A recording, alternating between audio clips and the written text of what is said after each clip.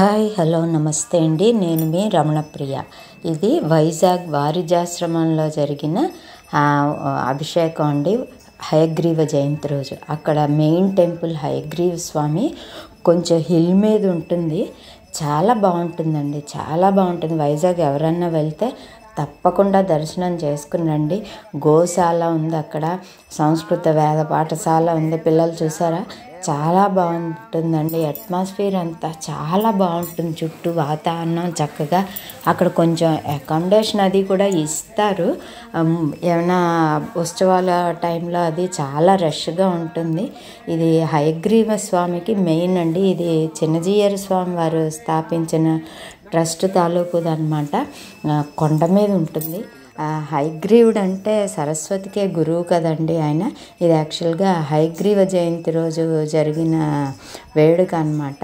చూసారా, హయగ్రీవుడికి అభిషేకం అయితే అందరూ చేస్తారు. గోశాల ఉంటుందండి చక్కగా.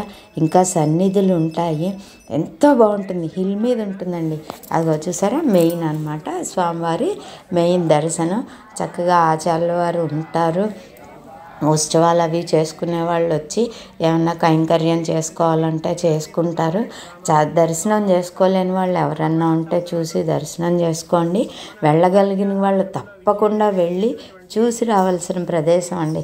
చాలా బాగుంటుంది. మనశ్శాంతిగాను ఉంటుంది, చక్కగా ఆహ్లాదకరంగా ఉంటుంది. చుట్టూ వాతావరణం ఒక చిన్న హిల్ మీద ఉందన్నమాట వారిజాశ్రమం. అక్కడ పనిచేసే వాళ్ళకి వెనకాల ఆచార్య స్వాములకి క్వార్టర్స్ అవి కూడా ఇచ్చారు, ఉంటాయి. అటుపక్క గోశాల ఉందండి చక్కగా. ఒక పక్కకేమో ఇప్పుడు మనం ఆబ్దికాలు అవి చేసి పెట్టుకుంటాం కదా, వాటికి కూడా అవకాశం ఉందన్నమాట. అక్కడ కూడా డబ్బులు కట్టి ఇళ్లలో చేసుకోలేని వాళ్ళు, దూర భారాల నుంచి వచ్చేవాళ్ళు అంతా అక్కడ డబ్బులు కట్టి చక్కగా ఆచారముఖంగా అక్కడ వాళ్ళన్నీ మనం వెళ్తే మన చేత చేయిస్తారు. లేదు అంటే చేసేసి ప్రసాదం కూడా మనకి పంపిస్తారు. ఆ సౌకర్యం కూడా ఉందండి. మెయిన్ చుట్టూ వాతావరణం ఎదురుగుండా బీచ్ కనబడుతూ ఉంటుంది. చాలా బాగుంటుందండి, చాలా బాగుంటుంది. చూడవలసిన ప్రదేశం. ఒక్కసారన్నా వెళ్ళి హయగ్రీవుడు పిల్లలకి చాలా మంచిది కదండి.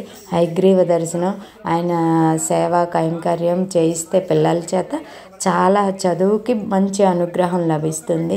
విశేషంగా హయగ్రీవ జయంతి రోజు చేస్తారు.